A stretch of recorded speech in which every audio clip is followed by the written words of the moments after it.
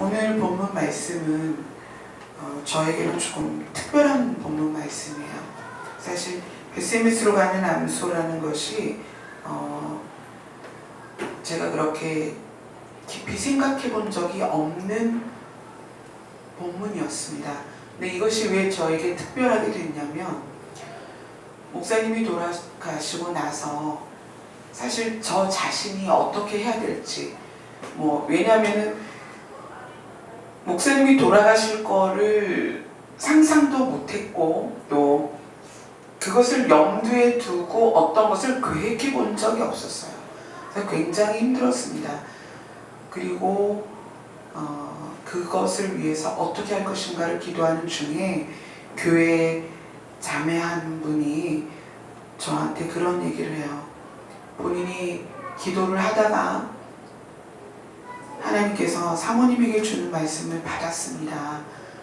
그런데 하나님께서 사모님에게 베세메스로 가는 암소라고 그렇게 말씀을 하셨습니다. 라고 이야기를 하는 거예요. 그래서 제가 그때 사실 예전에 이 내용은 그냥 지나가는 내용이었기 때문에 크게 생각을 안 했었는데, 다시 찾아봤어요.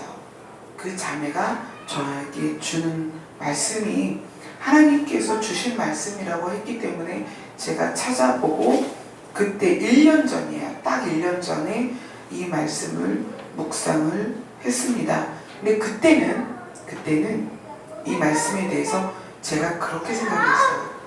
목사님이 돌아가셨고 이 교회를 하나님은 계속 유지하고 싶으신데, 거기에 그냥 제가 암소처럼 교회를 이끌어가는 자로서 쓰기를 원하시는구나 라고 생각을 했습니다. 그래서 그때는 이 말씀이 그렇게 그냥 저에게 받아들여진 말씀이에요. 그러나 이번 한 주간 동안에 이 말씀을 완벽하게 새롭게 조명을 해주셔서 여러분 앞에 이 말씀을 가지고 섰습니다. 베세메스로 가는 암소의 그 정황, 왜 이 본문이 나왔냐면, 여러분이 잘 알다시피 한나는 아들이 없었습니다. 그래서 아이가 없는 유대인, 아이가 없는 그 시대의 여인은 굉장히 불행했어요. 왜냐하면 자녀가 많은 것이 하나님으로부터 받는 축복이다라고 생각했기 때문에, 자녀가 하나도 없다는 것은 복을 못 받았다는 증거예요. 그래서 한나가 너무 괴로워하면서 성전에서 기도를 하는데, 그때 그 기도를 본 것이 엘리 제사장이에요. 그리고 엘리 제사장이 그날 한나에게 그렇게 얘기를 하죠. 너에게 하나님께서 아들을 주실 것이다. 자녀를 주실 것이다. 그리고 한나는 하나님으로부터의 응답을 받고 돌아가서 진짜로 아들을 얻습니다. 그리고 한나는 그 사무엘을 하나님께로 드리기로 작정하고 젖을 뗀 다음에 엘리 제사장 앞에 데리고 가요. 그리고 이 아이를 하나님 앞에 드리겠습니다. 그리고 엘리 제사장은 기쁘게 그 아이를 받아들여서 자기의 아이들과 함께 성전에서 자라게 합니다. 그리고 엘리 제사장에게는 두 아들이 있었는데, 홈니와 비느하스라는 아들이 있었어요. 그 홈니와 비느하스는 아버지의 계보를 따라서 성전에서 그 제사를 맡은 자로서 봉사를 합니다. 그런데 굉장히 죄를 많이 져요. 예를 들어서 성적인 타락, 그리고 물질에 대한 아주 악한 죄를 집니다. 뭐냐면, 제물을 하나님께 드리고 나면 연기로 또 불로 태운 다음에 제사장의 몫을 나눠요. 그러니까 제사 드리고 몫을 나눠야 되는데, 홈리와 비느하스는 어쩌면 지금처럼 생고기를 갖다가 직접 구워 먹는 맛을 알았나 봐요. 홈리와 비느하스는 어떻게 했냐면, 백성들이 양이나 소를 가져올 거 아니에요. 그럼 그것을 이제 각을 떠서 제단에 올려서 불을 지펴서 태우고 나서 먹는 게 아니라 각을 뗄 때 가는 거예요. 야, 생고기를 나한테 줘라. 그러니까 백성들이 무슨 말씀이에요? 이거는 제단에 올리고 나서 예를 들어서 삶거나 태우거나 연기를 씌우고 나서 가져가셔야 됩니다. 그러면 홈리와 비누아스가 거기서 협박을 하는 거예요. 너 이 생고기 나한테 주지 않으면 너희한테 저주가 있을 거야. 그래, 지금도 그렇지만 그 사역자나 목회자의 말에 불순종하기는 되게 어려운 거잖아요. 그래서 그때 홈리와 비느하스에게 생고기를 띄워줍니다. 그러니까 하나님의 것을 완전하게 도둑질한 거예요. 홈리와 비느하스가. 그 생고기를 띄워갔다는 건 상상도 할 수 없는 죄를 지은 거예요.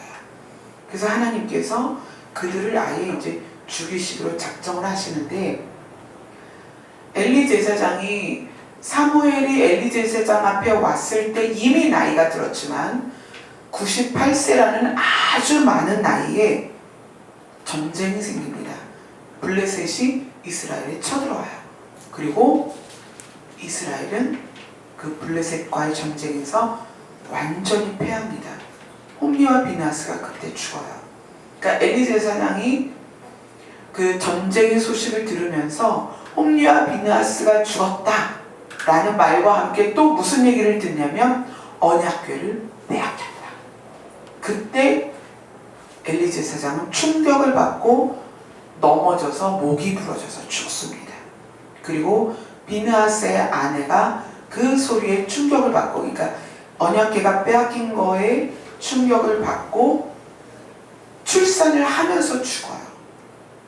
그래서 그 가문이 완전히 끝납니다. 참 불행한 그 역사인데, 오늘의 이제 주제는 그 역사가 아니라 언약궤가 블레셋에 넘어갔잖아요. 그 이후의 이야기가 여러분들한테 아주 많은 교훈을 드리게 될 것입니다. 자, 블레셋은 이스라엘이 잘 되는 것, 이스라엘이 이제까지 이방 민족에게 두려움을 주었던 근원이 언약궤라고 생각했어요. 예를 들어서 그런 거잖아요. 왜 사람들이 부적을 소유할까요? 부적이 어떤 재앙을 막아주고, 부적이 나쁜 것이 당신한테 삼재가 떴으니까 그 삼재를 막으려면 부적이 있어야 됩니다 막 이러잖아요. 그것처럼 생각한 거예요. 그러니까 블레셋은 이 언약궤를 이스라엘에게서 빼앗아서 자기들이 소유하면 자기들도 이스라엘처럼 형통할 거라고 생각을 했어요. 그래서 블레셋이 언약궤를 빼앗아 갑니다. 빼앗아 가서 아스돗이라는 곳에, 그 블레셋은 5개의 아주 큰 도시가 있습니다. 근데 아스돗이라는 도시에서 또 다곤 신전, 그들이 섬기는 다곤 신의 신전에 나란히 언약궤를 놔요.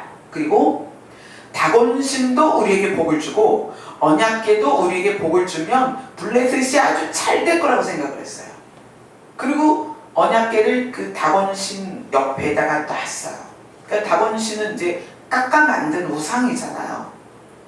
그리고 그 다음날 블레셋 사람들이 그 신전에 갔는데 어떤 일이 일어났냐면, 다곤 신, 그 깎아 만든 신이 우당탕 넘어져가지고 깨져 있는 거예요. 그래서 사람들이 깜짝 놀래가지고 다시 세웠어요.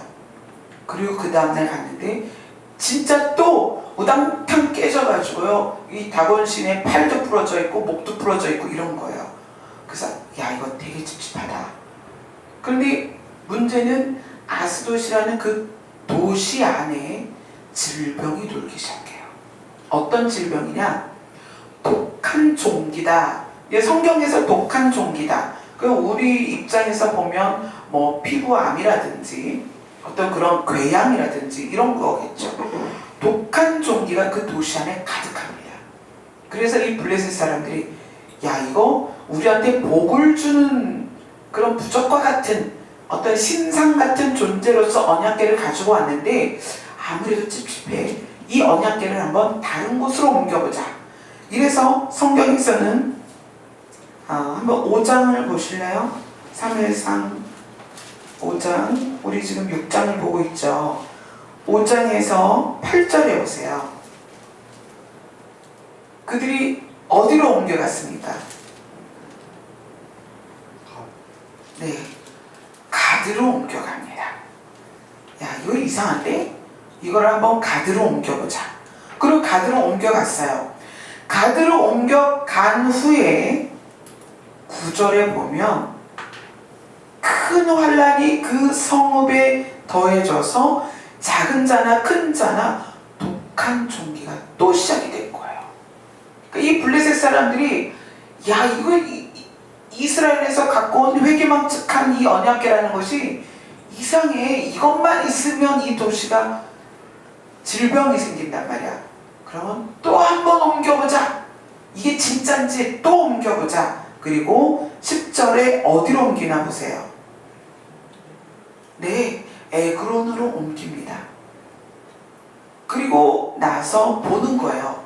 어떻게 하나 좀 보자.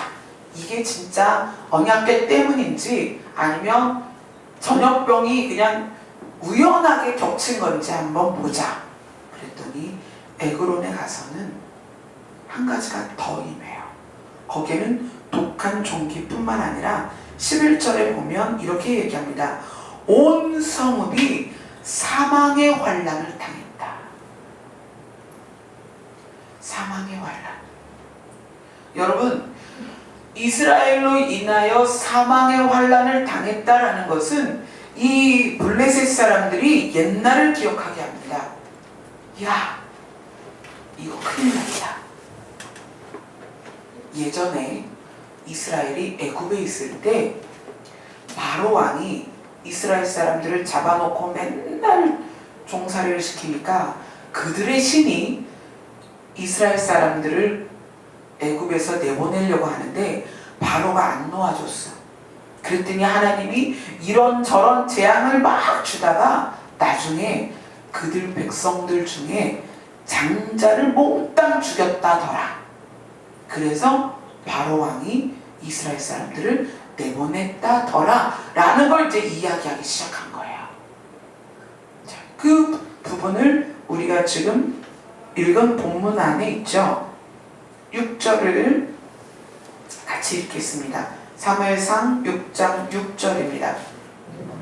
시작. 애굽과 바로가 그들의 마음을 완악하게 한 것 같이 어찌하여 너희가 너희의 마음을 완악하게 하겠느냐. 그가 그들 중에서 재앙을 내린 후에 그들이 백성을 가게 함으로 백성이 떠나지 아니하였느냐.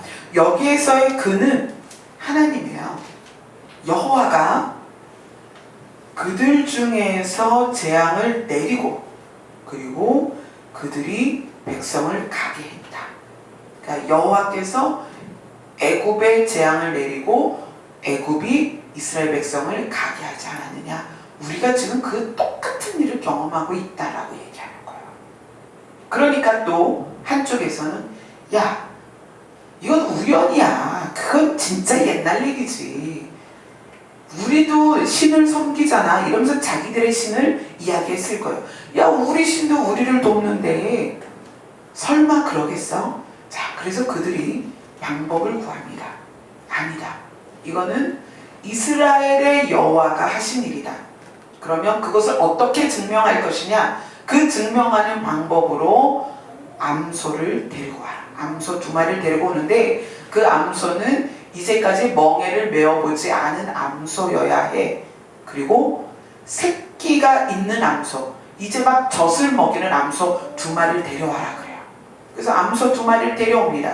그리고 어떻게 하냐면 새끼 송아지는 집에다 보내라. 그리고 새끼 송아지를 집에 보내요.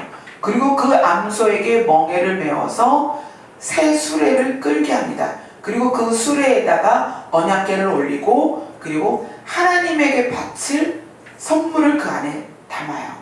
자, 왜 젖먹이 암소를 끌어왔냐면 여러분, 암소의 특징, 젖을 먹이는 암소는요 절대로 자기 새끼를 띄워놓지 않습니다.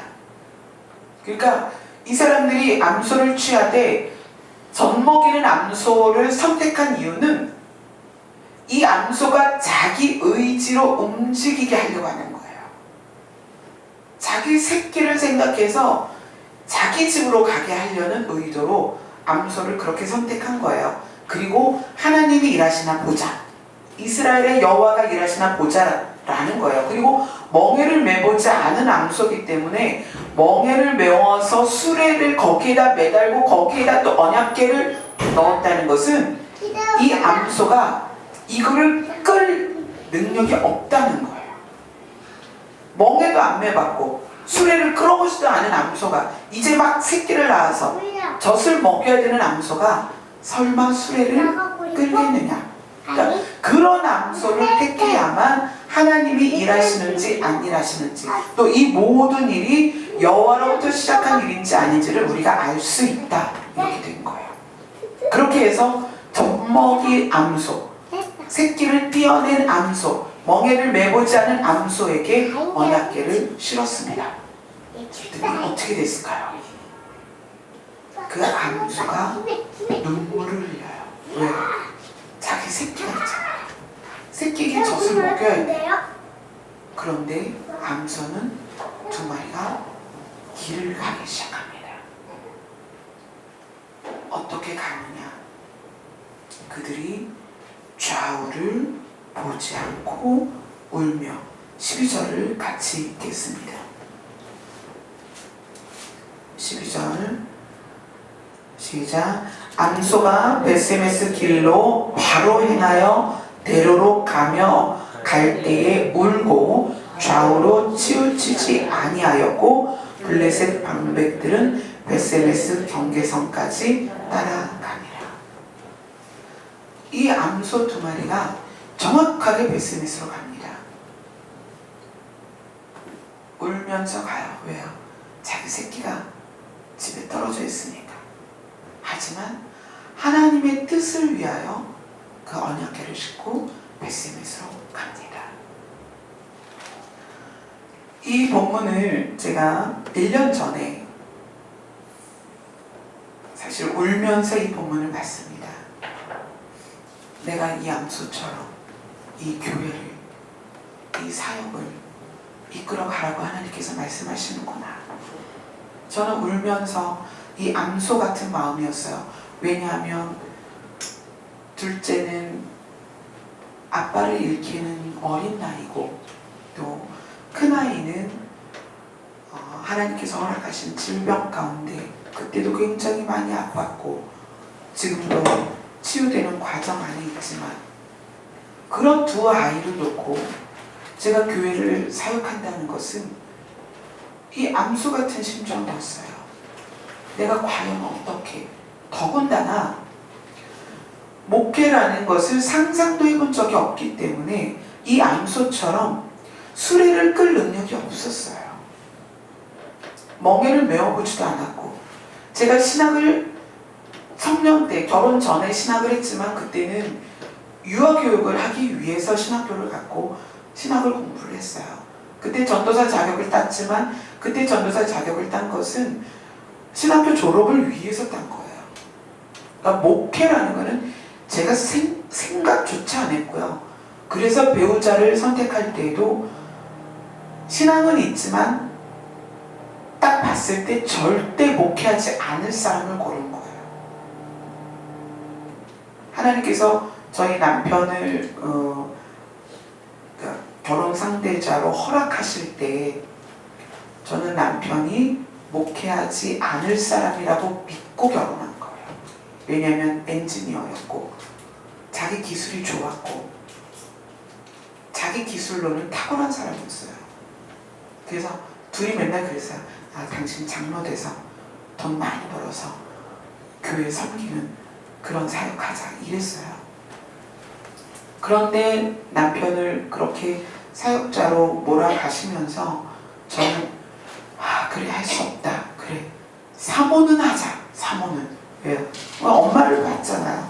사모를 하시는 엄마를 봤으니까 엄마의 10분의 1도 못 쫓아가겠지만 그래 그거라도 하자. 그랬어요. 그런데 남편을 하나님께서 데려가시면서 이 본문을 저에게 주시면서 저는 정말 울면서 이 본문을 봤습니다. 가고 싶지 않은 길을, 갈 수 없는 길을 새끼를 띄워놓고 울면서 가는 암소에 대한 이 본문을 제가 무슨 심정으로 받겠어요?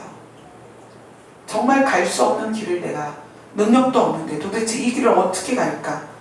그러면서 이 본문을 그리고 나서 한 번도 본 적이 없어요. 작년에 한 번 보고 이 본문을 본 적이 없어요. 그런데 새롭게 이 본문을 가지고 조명을 해주시는 거예요.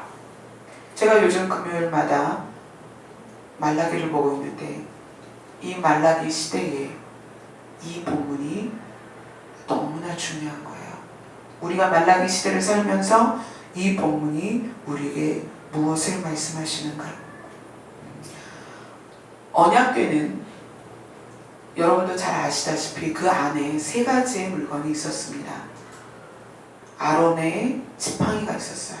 그리고 이스라엘 백성이 아침마다 하늘로부터 공급받았던 만나가 항아리에 담아져서 언약궤 안에 있었습니다. 그리고 나중에 모세가 하나님으로부터 그 십계명을 적은 돌판을 받았을 때 그것이 언약궤 안에 있었습니다. 저는 언약궤는 그 정도로만 생각을 하고 있었어요. 그런데 그것이 무엇을 의미하고 있을까요? 언약궤가 무엇을 의미하고 있는지를 우리가 조명을 받고 나면 이 본문은 놀라운 비밀을 우리에게 가르쳐 줍니다. 아론의 쌍난 지팡이는 아론의 지팡이를 싹이 나게 하셔서 그 애굽 사람들에게 보이시죠. 하나님의 생명의 주권, 이걸 보이십니다. 지팡이라는 것은 살아있는 나무를 잘라서 죽여서 모양으로 지팡이를 만든 거예요. 이건 죽은 나무예요. 근데 그 죽은 나무에 하나님이 생명을 넣어서 살아나게 하시죠. 그래서 생명의 주관자가 되시는 그 의미를 언약궤 안에 넣어 주십니다. 그런데 그 지팡이는 무엇을 의미하느냐? 새 생명, 즉 예수 그리스도를 증명하는 거예요. 예수님이 사망 권세를 이기신 것, 무덤에서 사흘 만에 부활하신 것. 그래서 지팡이는 예수님을, 또 부활하신 예수님을 증명합니다. 그럼 만나는 뭘까요? 예수님이 자기 자신을 영생하는 떡이다. 예수님을 하늘의 양식이다. 또 신령한 양식이다. 이렇게 말씀하세요. 만나는 이스라엘 백성이 광야에서 심지도 거두지도 못할 상황에서 그들의 생명을 유지시켜준 음식입니다. 그런데 우리가 주의 기도문을 나누면서 말씀드렸다시피 우리의 일용할 양식이 뭐냐? 하늘 양식이라는 거예요. 그 하늘 양식이 누구예요? 예수 그리스도예요. 그래서 그 언약궤 안에 들어있던 것은 바로 하늘의 양식, 하늘 양식인 예수 그리스도입니다. 만나는 예수 그리스도를 의미하는 거예요. 그러면 십계명은 뭐냐?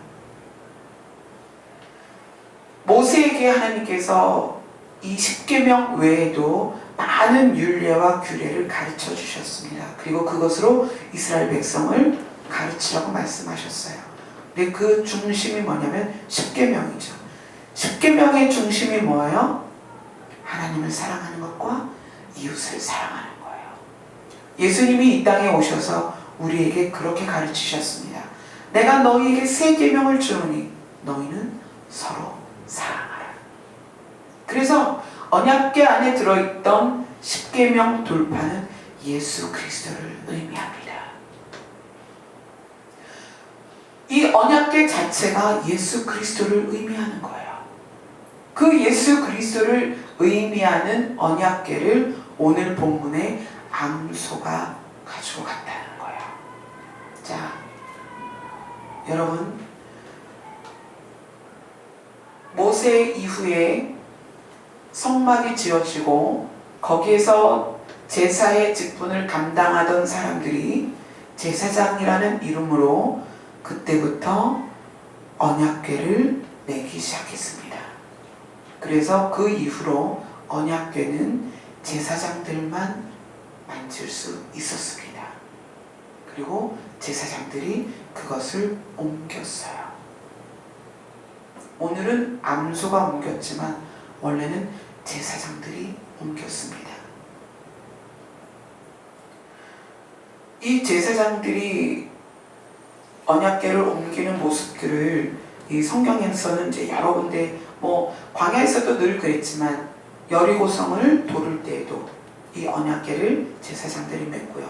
요단강을 건널 때도 제사장들이 언약궤를 메고 건넜습니다. 이 제사장은 그럼 무엇을 의미하느냐? 예수 그리스도의 증인입니다.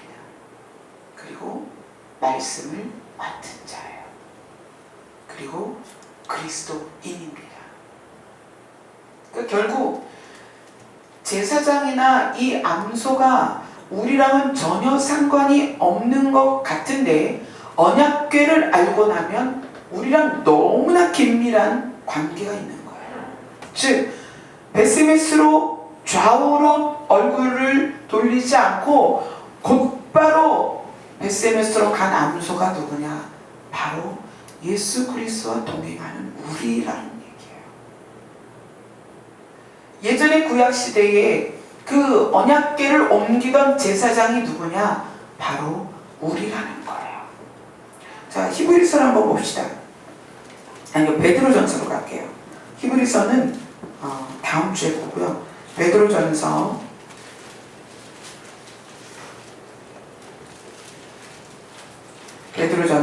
2장 9절입니다. 여러분 너무나 잘 아는 구절이죠. 2장 9절 같이 읽겠습니다. 신약성경 379페이지입니다. 같이 읽습니다. 시작. 그러나 너희는 택하신 족속이요 왕같은 제사장들이요 거룩한 나라요 그의 소유가 된 백성이니 이는 너희를 어두운 데서 불러내어 그의 기이한 빛에 들어가게 하신 이의 아름다운 덕을 선포하게 하려 하심이라. 우리를 왕같은 제사장이다 이렇게 얘기를 해요. 그래서 우리가 이제 언약궤를 옮길 수 있다는 얘기예요. 언약궤가 뭐라고 그랬어요? 예수 그리스도예요. 근데 우리를 왕같은 제사장이래요. 그러니까 이제 우리는 언약궤를 옮길 수 있는 자격이 있다는 거죠. 그럼 우리를 왜 왕같은 제사장이라고 얘기를 했을까요? 이 부분은 시편도 봐야 되고 히브리서도 봐야 되고 창세기도 봐야 되고 이거 우리가 왜 왕같은 제사장이냐만으로도 다음 주 한 시간에 다 될지 모르겠는데 아무튼 왕같은 제사장인 이유를 다음 주에 명확하게 여러분들에게 설명을 해드리겠습니다. 자, 우리는 이제 왕같은 제사장이 되어서 언약궤를 옮길 수 있는 자가 되었고요. 또 그 언약궤는 예수 그리스도라고 그랬습니다. 그래서 우리는 예수 그리스도와 함께 그 아름다운 덕을 선포하게 하려 하는 하나님의 뜻대로 부르심을 받은 자들이 되었습니다. 이 언약궤에 들어있는 비밀, 이게 왜 예수 그리스도냐? 이스라엘 백성이 애굽에서 나와서 가나안에 들어갈 때에 두 개의 강을 건넜습니다. 뭐와 뭐죠? 여러분 너무나 잘 아시는 홍해와 요단강입니다. 홍해와 요단강이에요. 처음 홍해는 모세의 지팡이로서 갈라졌습니다. 물론 모세의 지팡이가 가는 게 아니죠. 하나님께서 그렇게 하라고 하셨습니다. 그래서 홍해가 갈라졌어요. 여러분 가나안으로 들어가기 위한 마지막 강 요단강을 건넜을 때는 어떻게 했을까요? 제사장들이 언약궤를 가지고 요단강가에 가서 강에 발을 디디고 그리고 물이 멈췄습니다. 그리고 요단강 가운데에 제사장들이 언약궤를 가지고 중간에 서 있었어요. 모든 이스라엘 백성이 요단강을 완전히 건널 때까지. 그리고 나서 그 언약궤가 지나가고 물이 합쳐졌습니다. 이건 뭘 의미할까요? 누가는 사도행전에서 광야를 교회다라고 얘기를 했습니다. 광야를 교회라고 얘기를 했어요. 그렇다면 여러분의 신앙생활은 여러분 자신이 언약궤를 옮기는 제사장일 수도 있지만 각 교회에는 또 말씀을 대화하는 사역자들이 있어요. 그 사역자들의 역할은 홍해를 가르는 것 같아요. 그 얘기는 뭐냐? 여러분들이 하나님을 친밀하게 알기 전에, 하나님과 깊은 관계로 들어가기 전에 거기까지 인도하는 것, 하나님을 누구신지 알도록 돕는 것은 사역자들이 할 수 있습니다. 그러나 완전히 구원을 이루고 하나님 나라에 들어가는 것은 예수 그리스도로 말미암는 것이에요. 언약궤가 요단강의 물을 마르게 해서 백성을 지나가게 했다는 것은, 구원이라는 것은 예수 그리스도로 말미암지 않고는 절대로 이루어질 수 없다는 거예요. 우리의 신앙생활을 사역자들이 도울 수는 있습니다. 모세가 그렇게 했죠. 모세가 애굽에서부터 이스라엘 백성을 광야까지 데리고 와서 광야에서 가나안 목전까지는 인도를 했습니다. 그게 모세의 역할이에요. 교회의 모든 사역자의 역할은 거기까지입니다. 구원을 완전하게 이루는 건 예수 그리스도예요. 그래서 오늘 본문이 왜 중요하냐? 여러분, 우리가 교회를 다니면서 사역자에게 집중되어 있는 집중도를 여러분 다 깨트려야 됩니다. 정말 아무것도 아니에요. 사역자들이 여러분에게 해줄 수 있는 건 먼저 깨달은 말씀을 여러분들에게 쉽게 설명해 주는 건 그 정도밖에 없어요. 사역자들은 자기들이 배운 것을 성도들에게 나누어 주는 것 정도예요. 구원은 예수 그리스도와 상관이 있는 거예요. 예수 그리스도가 아니면 절대로 구원을 이룰 수가 없어요.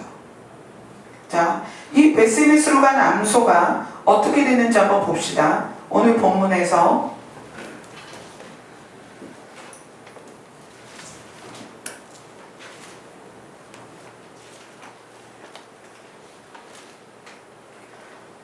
자, 우리가 아까 12절을 봤죠. 13절, 14절, 15절 같이 읽습니다. 사무엘 6장, 사무엘상 6장, 13, 14, 15절입니다. 시작. 베스메스 사람들이 골짜기에서 밀을 베다가 눈을 들어 궤를 보고 그 본 것을 기뻐하더니 수레가 베스메스 사람 여호수아의 발 큰 돌 있는 곳에 이르러 선지라 무리가 수레의 나무를 패고 그 암소들을 번제물로 여호와께 드리고 레위인은 여호와의 궤와 그 궤와 함께 있는 금 보물 담긴 상자를 내려다가 큰 돌 위에 두매 그날에 베스메스 사람들이 여호와께 번제와 제사를 드린다.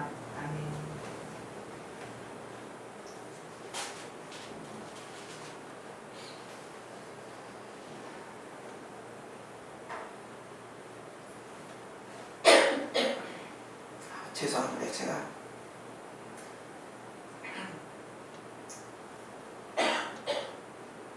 목이 별로 안 좋아서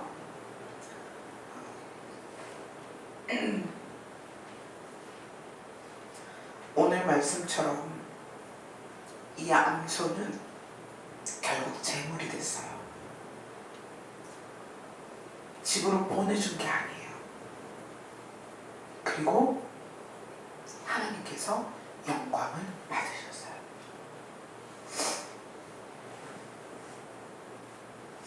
이건 무엇을 의미하느냐? 우리 성도와 사역자들이 예수 그리스도와 동행하면서, 그분을 내 안에 모시고 동행하면서 반드시 내가 죽어야 그때서 하나님께서 영광을 받으십니다.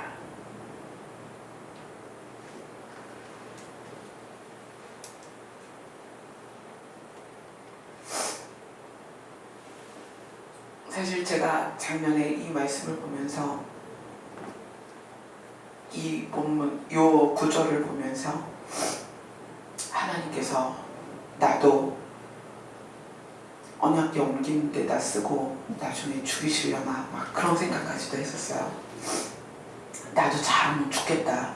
우리 목사님이 8년 사역하시고 돌아가셨는데 나보고 또 이걸 하라고 하시니, 아니 또 읽다 보니까 암소를, 그 수레를 패가지고 암소를 거기다 올려서 제물을 했다고 하니까, 그때 이제 목사님 막 돌아가시고 1, 2주밖에 안 됐을 때니까 나도 그럼 죽을 수도 있겠다 막 그런 막연한 생각을 했었는데, 오늘 우리에게 주시는 말씀은 그게 아니라 예수 그리스도를 모신 자가, 예수 그리스도와 동행하는 자가 하나님께 영광을 돌리는 방법은 내가 죽는 거예요. 사역자도 성도도 그 누구도 예수를 모신 사람이라면 내가 죽는 거예요. 자, 지금이 말라기 시대다. 이제 말라기 시대 이후에 예수님이 오신 것처럼 이제 우리는 오실 예수님을 기다리고 있습니다. 오실 예수님을 기다리고 있어요. 그런데 예수님이 그렇게 말씀하시죠. 너희 안에 내가 있는 걸 알지 못하느냐? 너희가 하나님을 모시는 성전인 걸 알지 못하느냐? 자, 우리 안에 예수님이 계셔요. 예수님과 동행하고